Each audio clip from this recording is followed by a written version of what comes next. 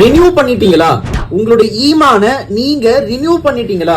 நபி ஸல்லல்லாஹு அலைஹி வஸல்லம் அவங்க ஒரு முறை சஹாபாக்களை பார்த்து சொல்றாங்க, ஜத்திது ஈமானக்கும், உங்களுடைய ஈமான நீங்கள் புதுப்பித்துக் கொள்ளுங்கள், ரினியூ பண்ணிக்கோங்க அப்படின்னு சொல்றாங்க.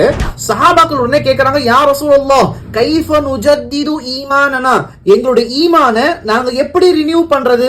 ஒரு வாகனத்தை ரினியூ பண்றது அல்லது ஒரு வீட்டை ரினியூ பண்றது, புதுப்பிக்கிறதா நம்மளால புரிஞ்சுக்க முடியுது. நம்முடைய காலத்துல ரேஷன் கார்டு ரினியூ பண்றது, ஆதார் ரினியூ பண்றது, பாஸ்போர்ட் ரினியூ பண்றதுனா நம்மளால புரிஞ்சுக்க முடியும்.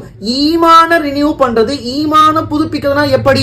நபி ஸல்லல்லாஹு அலைஹி வஸல்லம் அவங்க என்ன பதில் சொன்னாங்க தெரியுமா? அக்ஸிரு கௌல லா இலாஹ இல்லல்லாஹ், லா இலாஹ இல்லல்லாஹ் என்ற வார்த்தையை அதிகமாக சொல்லுங்க. இந்த விஷயத்துக்கு, இந்த பதிலுக்கு இரண்டு விதமான கருத்துக்கள் இருக்குது.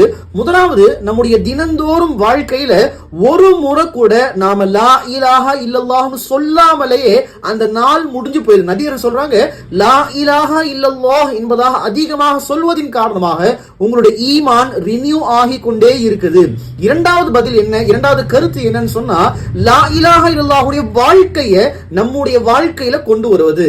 அல்லாஹ்விடம் மட்டுமே நாம உதவி கேட்கணும், அல்லாஹை மட்டுமே வணங்கணும், அல்லாஹ் எதை ஹலால் ஆக்கினானோ அதை நம்முடைய வாழ்க்கையில செய்யணும், எதை ஹராம் ஆக்கினானோ அதை விட்டு தூரமாக இருக்கணும்.